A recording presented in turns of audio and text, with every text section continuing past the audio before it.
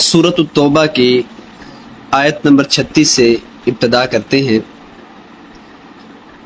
इन्ना इद्दत शुहूर, बेशक महीनों की गिनती, इंदल्लाहि अल्लाह के यहाँ, इसना अशर शहरन 12 महीने है, फ़ी किताबिल्लाहि अल्लाह की किताब में, यौमा जिस दिन से खाला का उसने पैदा किया, अस्समावात या आसमानों को, वल अर्ज़ और ज़मीन को, मिनहा अरबातुन हुरुम, इनमें 4 जो हैं ये हुर्मत वाले हैं, ज़ालिका दीनुल क़य्यिम, यही सीधा दीन है, फला तज़लिमू फ़ीहिन्ना अनफुसकुम, तो तुम इन महीनों में अपने जानों पर जुल्म मत करो।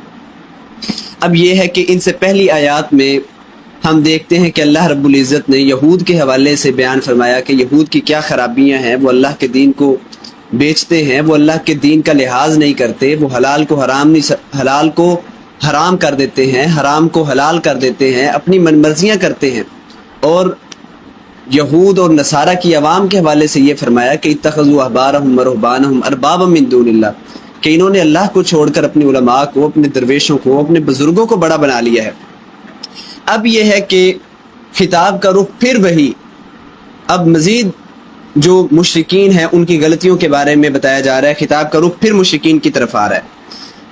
अब ये बयान किया जा रहा है कि अल्लाह रब्बुल इज़्ज़त ने जब से ज़मीन व आसमान को पैदा किया तो अल्लाह रब्बुल इज़्ज़त ने महीनों की जो तादाद है वो 12 ही रखी है। लेकिन यह है कि मुशरिकीन का ये वतीरा था, वो इस तरह करते थे कि वो महीनों को जो हुर्मत वाले हैं आगे पीछे कर लिया करते थे। वो अल्लाह रब्बुल इज़्ज़त ने जो हुर्मत वाले महीने करार दिए हैं, ज़ुल्क़ादा है, ज़ुल्हज्जा है, मुहर्रम है, रजब है, वो इनके अलावा अपनी तरफ से जो इनका दिल करता था वो महीने तय करते थे। और फिर ये है कि अल्लाह रब्बुल इज़्ज़त ने जो इबादत के लिए महीने मुकर्रर किए हैं उनकी जो गिनती है वो कमरी एतबार से होगी, शमसी एतबार से नहीं।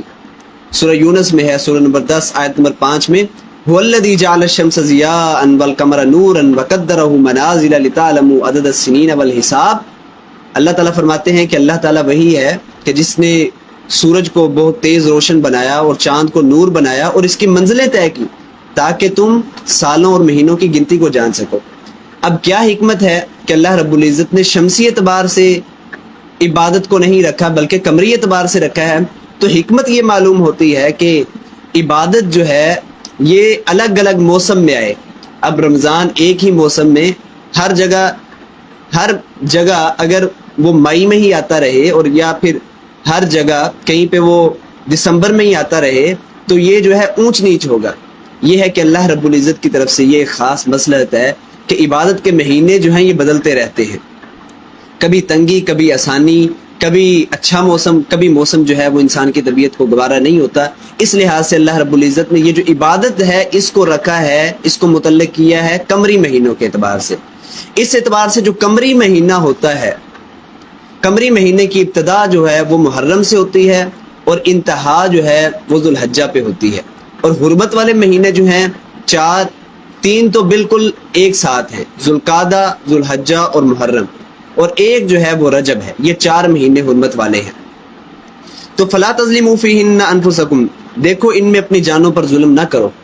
क्या मतलब कि इनके अलावा जुल्म कर सकते हैं? नहीं, इसका मतलब ये नहीं कि इनके अलावा जुल्म कर सकते हैं, बल्कि इसका मतलब ये है कि इन महीनों में इंसान को गुनाहों से बचना चाहिए और अगर कोई झगड़ा होता है तो उसे ज़्यादा से ज़्यादा अवॉइड करना चाहिए।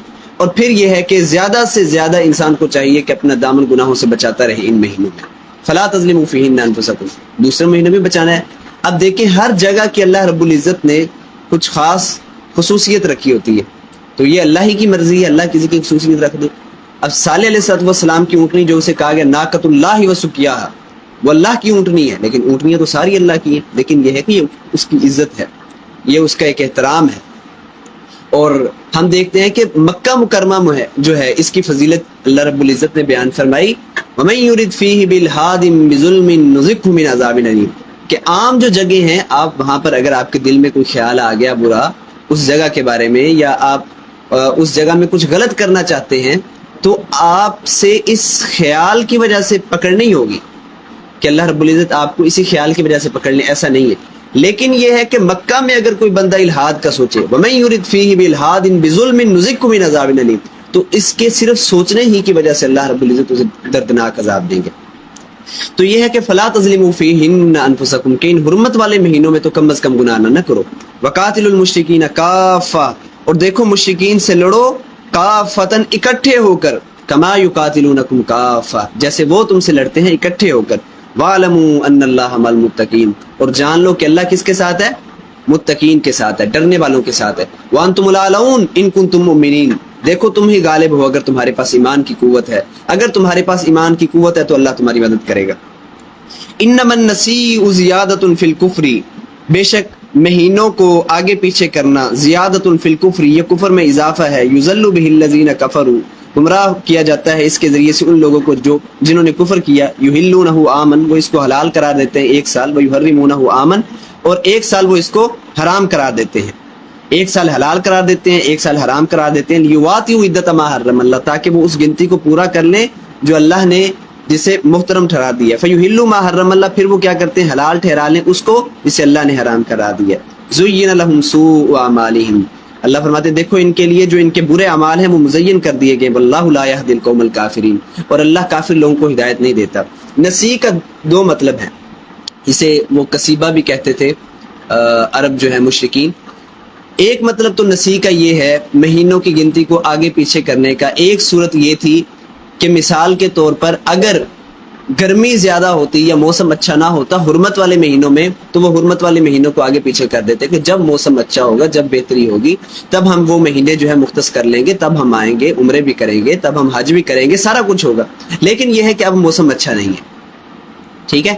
اور ایک مطلب یہ بھی ہے کہ جب ان کی لڑائی ہوتی تھی کسی علاقے کے ساتھ، تو اب یہ ان میں رواج تھا، یہ کسٹم تھا، اور یہ ان کی سویلائزیشن، چونکہ وہ کہلاتے تو ابراہیمی تھے کہ یہ جو 4 مہینے ہیں حرمت والے، ان میں ہم نے کسی کے ساتھ جنگ نہیں کرنی، تو کیا ہوتا تھا کہ وہ ان حرمت والے مہینوں کو آگے پیچھے کر دیتے تھے کہ اگر محرم ہے حرمت والا مہینہ، تو وہ کہتے نہیں اس دفعہ محرم نہیں بلکہ کیا ہوگا؟ سفر ہوگا، کہ ہماری تھوڑی سی لڑائی رہتی ہے وہ مکمل ہو جائے، تو پھر ہم حرمت والا مہینہ جو ہے اگلے مہینے میں شفٹ کرتے ہیں، ٹھیک ہے۔ تو اللہ تعالیٰ نے فرمایا یہ کیا ہے؟ کفر ہے۔ کس طرح کفر ہے؟ کہ حلال حرام کا اختیار تو صرف اللہ کے پاس ہے۔ کسی مہینے کو حرمت والا قرار دینا، کسی مہینے کو حلال قرار دینا، یہ اللہ کے اختیار میں ہے۔ اگر تم اس کا اختیار اپنے پاس رکھو گے تو یہی تو کافرانہ عمل ہے، یہی تو کفر ہے۔ یحلونہ عاما، اللہ تعالیٰ فرماتے ہیں ویحرمونہ عاما، ایک سال حلال کرتے ایک سال حرام۔ لیواطئوا عدۃ ما حرم اللہ، یہ ہے کہ وہ جو گنتی ہے اسے پوری کرتے۔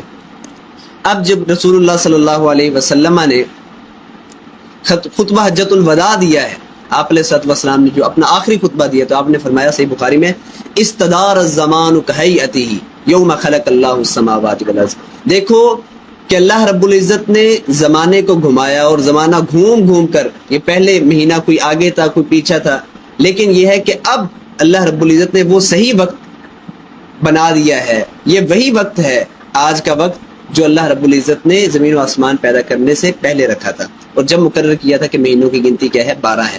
اور جس ترتیب سے وہ مہینے تھے اللہ کے ہاں جب زمین و آسمان کو پیدا کیا تھا، اب آج کے دن بھی آپ علیہ الصلوۃ والسلام نے فرمایا بالکل اسی طریقے سے مہینوں کی تعداد ہے۔ آپ ذوالحجہ میں گئے، اس کے بعد پھر محرم، پھر سفر، پھر آگے چلتے چلتے آخر تک۔ تو اس کے بعد یہ ہے کہ اللہ کا شکر ہے کہ آج تک وہ مہینے جو ہیں اسی کی اسی طریقے سے ہیں، اور ان میں کوئی رد و بدل نہیں ہے، الحمدللہ رب العالمین۔ یہ ہے 5 رکوع، جیسا کہ میں نے بتایا تھا آپ کو کہ یہ رسول اللہ صلی اللہ علیہ وسلم کی بعثت خاصہ الی اہل العرب سے متعلق ہے، کہ آپ علیہ الصلوۃ والسلام کی جو بعثت خصوصی اہل العرب کی طرف، ان میں اہل العرب کے حوالے سے جو گزارشات کی گئیں، ان کو سمجھانے کے حوالے سے، ایمان کی ترغیب کے حوالے سے، اور پھر اتمام حجت کے حوالے سے، اور جنہوں نے اسلام قبول نہیں کیا ان کے بارے میں یہ فرمایا کہ یا تو یہ مسلمانوں سے مقابلہ کریں، یا پھر یہ ہے کہ یہ اسلام قبول کرے۔ اور تیسرا آپشن یہ رکھا گیا کہ تم دیکھو چھوڑ جاؤ، نکل جاؤ، عرب کو چھوڑ کر کہیں اور چلے جاؤ تو تمہاری جان بخشی ہوگی۔ اب یہ ہے کہ جو آنے والے رکوع ہیں یہ غزوہ تبوک سے متعلق ہیں، اور یہ آپ علیہ الصلوۃ والسلام کی بعثت عامہ سے متعلق رکھتے ہیں۔ پہلے ان کا پس منظر بھی سن لیں۔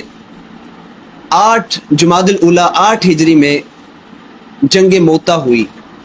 جنگ موتا آپ جانتے ہیں کہ رسول اللہ صلی اللہ علیہ وسلم نے وہ صلح حدیبیہ کے بعد اپنے جو قاصد ہیں وہ مختلف ملکوں کی طرف بھیجے، مکوکس کے پاس گئے، کیسر کے پاس گئے، کسرا کے پاس گئے، غسان کے بادشاہ کے پاس گئے، یمن کے بادشاہ کے پاس گئے، تو مختلف علاقوں میں آپ علیہ الصلوۃ والسلام نے اپنے سفیر بھیجے۔ اب یہ جو سفیر آپ نے بھیجا غسان کی طرف، تو یہ جو غسان کے عرب تھے ان کا الحاق تھا رومیوں کے ساتھ، تو یہ ہے کہ انہوں نے رسول اللہ صلی اللہ علیہ وسلم کے سفیر کو قتل کر دیا۔ اب یہ ہے کہ سفیر کو قتل کرنا یہ دھمکی ہوتی ہے اور یہ اعلان ہوتا ہے کہ بھائی اب تمہاری ہمارے ساتھ جنگ ہے۔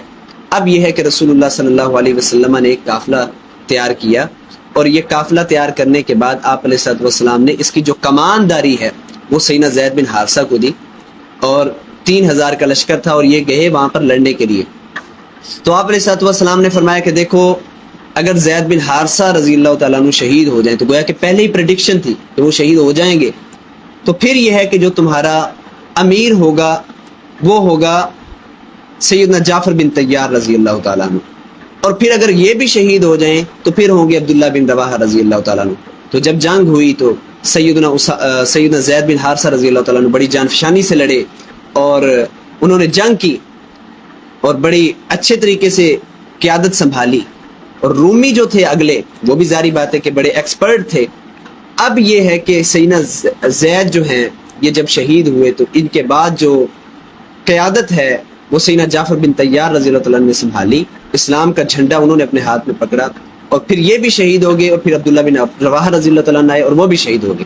اور اس کے بعد حکم یہ تھا کہ دیکھو مسلمانوں کو حکم دیا گیا کہ جو بھی تمہیں اچھا لگے تم اسے اپنا قائد بنا لو۔ تو اب یہ ہے کہ مسلمانوں نے خالد بن ولید رضی اللہ تعالیٰ عنہ کو چنا، اور یہ ابھی نو مسلم تھے، بالکل نئے نئے مسلمان تھے، لیکن ان کے پاس بڑی ذہانت تھی، تجربہ تھا۔ تو انہوں نے کیا کیا، بڑی چلاکی کے ساتھ انہوں نے بھانپ لیا کہ دیکھو آگے کوئی 2 لاکھ کا لشکر ہے۔ تو مسلمانوں کے جب مسلمانوں کے قائد نے جنگ سے پہلے پوچھا تھا کہ بھائی تمہارا کیا خیال ہے، ان کا 2 لاکھ کا لشکر ہے، تمہارے پاس 3000 کی فوج ہے۔ تو مسلمانوں نے کہا کہ دیکھو ہمارا جو مطلوب و مقصود ہے وہ کیا ہے، شہادت ہے، مطلوب مقصود مومن، ٹھیک ہے، ہمارا جو اصل مطلوب ہے، مقصود ہے، وہ کیا ہے، شہادت ہے۔ ہمیں مال غنیمت سے کوئی تعلق نہیں، ہمیں کشور کشائی سے کوئی تعلق نہیں، ہمارا نام ہو اس سے کوئی غرض نہیں، ہم تو شہید ہونے کے لیے تو آئے ہیں۔ پھر یہ ہے کہ وہ جنگ ہوئی اور بڑی جان فشانی سے صحابہ نے جانے دی۔ اب یہ ہے کہ سیدنا خالد بن ولید رضی اللہ عنہ کے ہاتھ میں جب کمانداری آئی تو رات ہو گئی، تو سیدنا خالد بن ولید رضی اللہ تعالیٰ عنہ نے اپنے کچھ لوگوں کو یہ کہا کہ دیکھو تم پہاڑیوں کے پیچھے چلے جاؤ، اور جب صبح ہو تو تم اپنے گھوڑوں کو سر پر دوڑاتے ہوئے آنا، تاکہ معلوم ہو جیسے مدینے سے پیچھے کوئی فوج آئی ہے اور بڑا لشکر آیا۔ تو انہوں نے چھوٹے چھوٹے دستے بنائے، اور کچھ منٹوں کے بعد، کچھ منٹوں کے یا کچھ میلوں کے فاصلے پر دوسرا لشکر پیچھے سے چل پڑتا، پھر تیسرا چل پڑتا۔ آدمی وہی تھے لیکن ٹیکنیک استعمال کی، تو رومی کیا ہیں، ان کے دل میں اس سے خوف پیدا ہوا اور ان کی فوج پیچھے ہو گئی، اور سیدنا خالد بن ولید اس فوج کو پھر واپس لے کر آئے۔ تقریباً 12 شہادتیں ہوئی اس میں۔ تو اب یہ ہے کہ مسلمان واپس آئے۔ اب رسول اللہ صلی اللہ علیہ وسلم نے غزوہ تبوک 9 ہجری میں آپ علیہ الصلوۃ والسلام نے یہ اعلان کیا کہ اب میں خود جاؤں گا۔ اب یہ ہے کہ مسلمانوں کی ایک حساب سے ایک ساکھ خراب ہو چکی تھی، اب آپ علیہ الصلوۃ والسلام نے اعلان کیا کہ اس دفعہ میں جاؤں گا۔ اب تبوک کا موقع 9 ہجری میں غزوہ تبوک ہوا، اور آپ علیہ الصلوۃ والسلام نے اعلان کیا کہ سارے لوگ نکلیں، نفیر عامہ ہوئی کہ سارے کے سارے لوگ نکلے، چاہے بوڑھے ہیں، جوان ہیں، جو بھی ہیں، بچے ہیں، کوئی قید نہیں، سارے کے سارے نکلیں۔ تو یہ ہے کہ اس میں ایک طرح کی ایمان والوں کی آزمائش بھی تھی، اور کھرے سے کھوٹے کو الگ بھی کرنا تھا، اور اسی طریقے سے منافقوں کو بھی سامنے لانا تھا، بھئی یہ منافق ہیں اور یہ پکے ہیں۔ اور اس وقت مدینے میں حالت یہ تھی کہ کھجوریں پک چکی ہیں، بالکل جو آمدنی ہے وہ بالکل تیار ہے، اگر چھوڑ کے جاتے ہیں تو پیچھے خراب ہو جاتی ہیں، عورتیں ہیں وہ اتار نہیں سکتی، یہ حالت تھی۔ اب یہ اعلان ہوا، اب سماعت فرمائیں، یا ایھا الذین آمنوا، اے لوگو جو ایمان لائے ہو، ما لکم تمہیں کیا ہے، اذا قیل لکم انفروا، جب تمہیں کہا جاتا ہے کہ تم نکلو، فی سبیل اللہ، اللہ کے راستے میں، اس ثاقلتم الی الارض، تم بوجھل ہو جاتے ہو زمین کی طرف، ارضیتم بالحیات الدنیا من الآخرہ۔ اب یہ ہے کہ وہ جس طرح میں نے پہلے کہا تھا کہ جس طرح سرچنگ کویسچن ان مائنڈ، ٹھیک ہے، تو دماغ کو متحرک کرنے کے لیے وہ جس طرح پہلے تھا، اتخشونہم، کیا تم ان سے ڈر گئے ہو، فاللہ احق ان تخشوہ ان کنتم مؤمنین، دیکھو اللہ زیادہ حق رکھتا ہے کہ تم اس سے ڈرو۔ اسی طرح ارضیتم بالحیات الدنیا من الآخرہ، کیا تمہیں دنیا کی زندگی زیادہ اچھی لگتی ہے آخرت کے مقابلے میں؟ یہی وجہ ہے کہ تم پیچھے ہٹ رہے ہو، ڈر رہے ہو۔ فما متاع الحیات الدنیا فی الاخرۃ الا قلیل، دیکھو دنیا کی زندگی نہیں ہے آخرت کے مقابلے میں مگر بہت کم۔ الا تنفروا، اگر تم نہ نکلو گے، یعذبکم عذابا علیما، تو وہ تمہیں عذاب دے گا دردناک عذاب، ویستبدل قوما غیرکم، اور وہ بدل کر لے آئے گا تمہارے علاوہ کسی اور قوم کو، ولا تضروہ شیئا، اور تم اسے نقصان نہ دے سکو گے، واللہ علی کل شیء قدیر، اور اللہ ہر چیز پر پوری طرح قادر ہے۔ الا تنصروا، اگر تم اس کی مدد نہ کرو گے، یعنی محمد صلی اللہ علیہ وسلم کی مدد نہ کرو گے، فقد نصرہ اللہ، تو دیکھو اللہ نے مدد کی ہے۔ اذ اخرجہ الذین کفروا، جب اس کو نکالا ان لوگوں نے جنہوں نے کفر کیا، ثانی اثنین، دو میں سے دوسرے تھے، یعنی دو میں سے دوسرے کا مطلب یہ ہے کہ آپ نے صلی اللہ علیہ وسلم پہلے تھے اور دوسرے سیدنا ابوبکر صدیق تھے۔ اذ ہما فی الغار، جب یہ دونوں غار میں تھے، اذ یقول لصاحبہ، جب یہ کہہ رہا تھا اپنے ساتھی سے، لا تحزن، ٹھیک ہے، غم نہ کر، ان اللہ معنا، بے شک اللہ ہمارے ساتھ ہے۔ سیدنا ابوبکر صدیق رضی اللہ تعالیٰ عنہ کہتے ہیں کہ کافر ہمارے اتنے قریب آ گئے تھے، اتنے قریب آ گئے تھے کہ اگر وہ اپنے پاؤں کی طرف بھی دیکھتے تو ہمیں پہچان لیتے۔ تو یہ کہ اللہ فرماتے ہیں کہ تم نے تو اس وقت مدد نہیں کی، ٹھیک ہے، پورا مکہ خلاف تھا اور انعام بھی لگے ہوئے تھے کہ بھائی پکڑ کے لے کے آئے تو اتنا انعام ملے گا، اتنا انعام ملے گا۔ کس نے مدد کی؟ اللہ نے مدد کی۔ اللہ تنصروا، اگر تم مدد نہیں کرتے تو اللہ تو تمہارا محتاج نہیں، اللہ نے تو اپنے نبی کی اس وقت بھی مدد کی تھی، لیکن اگر کرو گے تو اس میں تمہاری بہتری ہے۔ اذ یقول لصاحبہ، اب دیکھیں جو ہجرت میں رسول اللہ صلی اللہ علیہ وسلم کے ساتھی ہیں وہ کون ہے؟ سیدنا ابو بکر الصدیق رضی اللہ تعالیٰ عنہ، اور صاحب کہتے ہیں جو انسان کے ساتھ اکثر آدمی ہو اسے صاحب کہتے ہیں، اسی لیے اللہ تعالیٰ فرماتے ہیں کہ انا یکون لہ ولد ولم تکن لہ صاحبہ، کہ دیکھو اللہ کی اولاد کیسے ہو سکتی ہے حالانکہ اللہ کی کوئی بیگم نہیں ہے۔ صاحبہ جو زیادہ دیر انسان کے ساتھ رہتی ہے، بیگم ہوتی ہے، وہ زیادہ دیر رہتی ہے، اسے صاحبہ بھی کہا جاتا ہے، تو اللہ کی تو کوئی صاحبہ نہیں ہے، ٹھیک ہے۔ تو سیدنا ابوبکر صدیق رضی اللہ تعالیٰ عنہ ہر جگہ دوسرے ہیں، ہر جگہ۔ آپ علیہ الصلوۃ والسلام جب بیمار تھے، آخری وقت میں تھے، تو آپ سے کہا گیا کہ فلاں کو امام بنا دیں، فلاں کو بنا دیں، آپ نے فرمایا نہیں۔ جب ابو بکر کی بات آئی تو آپ نے فرمایا ہاں ابو بکر صدیق کو امام بنائے۔ اب دیکھتے ہیں کہ رسول اللہ صلی اللہ علیہ وسلم کے وہ غار میں بھی ساتھی تھے اور مزار میں بھی ساتھی ہیں۔ آپ علیہ الصلوۃ والسلام فوت ہوئے تو آپ کے داہنی سائڈ پہ سیدنا ابو بکر صدیق رضی اللہ تعالیٰ عنہ دوسرے ہیں، فوت ہونے میں بھی دوسرے۔ دیکھیں یہ ہے محبت، ٹھیک ہے، یہ ہے جوڑی جو اللہ سلامت رکھتا ہے زندہ ہوتے بھی اور فوت ہونے کے بعد بھی۔ تو رسول اللہ صلی اللہ علیہ وسلم نے فرمایا ابو بکر لا تحزن، غم نہ کر، ان اللہ معنا، بے شک اللہ ہے ہمارے ساتھ۔ فانزل اللہ، یہ جملہ تھا کہ اللہ نے پھر سکینتہ، اپنی سکینت اتاری، علیہ، اس پر، وایدہ، اور اس کی مدد کی، بجنود، ایسے لشکروں کے ساتھ، لم تروها، جنہیں تم نے نہیں دیکھا، وجعل کلمۃ الذین کفروا السفلی، اور اللہ نے کر دیا ان لوگوں کے کلموں کو جنہوں نے کفر کیا نیچا، وکلمۃ اللہ ہی العلیٰ، اور اللہ کا کلمہ کیا ہو گیا؟ بلند ہو گیا، واللہ عزیز حکیم، اور اللہ سب پر غالب ہے، کمال حکمت والا ہے۔ یہاں یہ کہا جاتا ہے کہ رسول اللہ صلی اللہ علیہ وسلم غار میں تھے تو وہ کافر بالکل قریب آ گئے تو مکڑی نے جالا بن دیا اور کبوتری نے انڈے دے دیے، تو ایسی کوئی بات نہیں ہے۔ شیخ علامہ ناصر الدین البانی رحمہ اللہ تعالیٰ نے سلسلہ احادیث الضعیفہ میں اسے ضعیف روایات میں نقل کیا ہے۔ یہ ہے کہ اللہ رب العزت نے اپنے رسول کی مدد کی فرشتوں کے ذریعے سے، تو کافروں کی نگاہیں ہی پھیر دی اس جگہ سے، جو صحیح بات ہے۔ انفروا خفافا، اب یہ ہے کہ پھر رخ پھیرا جا رہا ہے کہ اللہ نے پہلے اپنی مدد کا ذکر کیا پھر مسلمانوں کی طرف۔ انفروا خفافا، دیکھو تم نکلو، خفافا چاہے ہلکے ہو، وثقالا اور بوجھل ہو، وجاہدوا باموالکم وانفسکم، اور جہاد کرو اپنے مالوں کے ساتھ اور اپنی جانوں کے ساتھ، فی سبیل اللہ، اللہ کے راستے میں، ذالکم خیر لکم ان کنتم تعلمون، یہ تمہارے لیے بہتر ہے اگر تم جان لو۔ تو اس آیت کے تناظر میں بڑے اہم واقعات ہمیں ملتے ہیں صحابہ اکرام رضوان اللہ علیہم اجمعین کے دور سے، کہ سیدنا انس رضی اللہ تعالیٰ عنہ کہتے ہیں، مستدرک حاکم میں ہے کہ سیدنا ابو طلحہ رضی اللہ تعالیٰ عنہ بوڑھے ہو چکے تھے پھر بھی وہ جہاد پر جاتے تھے۔ ان کے بچوں نے کہا دیکھو ابو طلحہ، تم نے رسول اللہ صلی اللہ علیہ وسلم کے ساتھ بھی مل کے مار کے کیے ہیں، جنگیں لڑی ہیں، اسلام کا ساتھ دیا ہے، ابو بکر کے دور میں بھی، عمر کے دور میں بھی رضی اللہ تعالیٰ عنہ، اب یہ ہے کہ ہم تمہاری جگہ پر جاتے ہیں، تم گھر آرام کرو۔ تو انہوں نے فرمایا کہ میں آرام تو کر لوں لیکن قرآن کی یہ آیت جو ہے یہ مجھے آرام نہیں کرنے دیتی۔ انفروا خفافا وثقالا، دیکھو چاہے تم بوجھل ہو یا ہلکے ہو، اللہ کے راستے میں نکلو، جہاد کرو۔ کہتے تھے کہ یہ آیت ہے قرآن کریم کی جو مجھے، پھر یہ ہے کہ سمندری سفر تھا، سمندر میں سفر کر رہے تھے تو سیدنا ابو طلحہ رضی اللہ تعالیٰ عنہ جو ہیں وہ فوت ہوئے، اور 7 دن تک کوئی ایسی جگہ نہیں ملی جہاں تک انہیں دفنایا جاتا، لیکن ان کے بیٹے، ان کی اولاد بیان کرتی ہے کہ ان کی لاش بالکل صحیح سلامت تھی، اسے کچھ بھی نہیں ہوا۔ پھر یہ ہے کہ 7 دن کے بعد انہیں دفنایا گیا۔ سیدنا مقداد بن اسود رضی اللہ تعالیٰ عنہ بہت بوڑھے ہو چکے تھے، تو وہ جب جنگ پر گئے تو لوگوں نے کہا کہ آپ اس سال نہ بھی جاتے تو کوئی مسئلہ نہیں تھا، اتنے لوگ ہیں۔ تو انہوں نے بھی یہی بات کی کہ دیکھو قرآن کی یہ جو آیت ہے، انفروا خفافا وثقالا وجاہدوا فی سبیل اللہ باموالکم وانفسکم، یہ آیت جو ہے یہ کب مجھے آرام کرنے دیتی ہے۔ اور سیدنا ابو ایوب انصاری رضی اللہ تعالیٰ عنہ تاریخ میں ملتا ہے کہ 90 سال کی عمر تھی، اور جب قسطنطنیہ کی طرف حملہ ہوا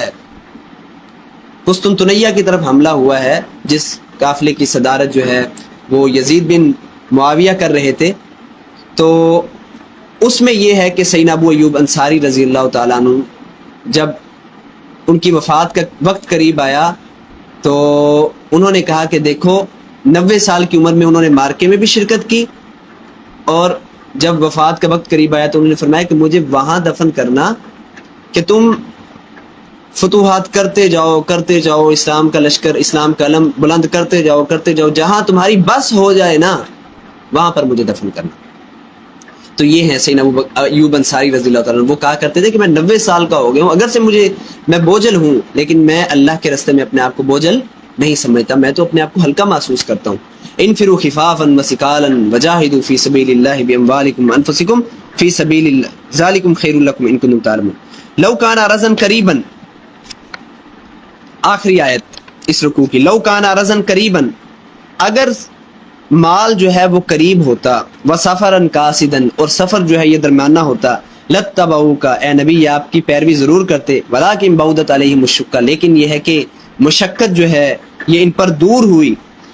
مشقت، اب یہ جو تبوک ہے تقریباً مدینہ سے شمال کی طرف 600 میل کا فاصلہ تھا، بہت لمبا سفر تھا، بہت ہی لمبا سفر تھا، پوری طریقے سے انتظامات بھی نہیں تھے۔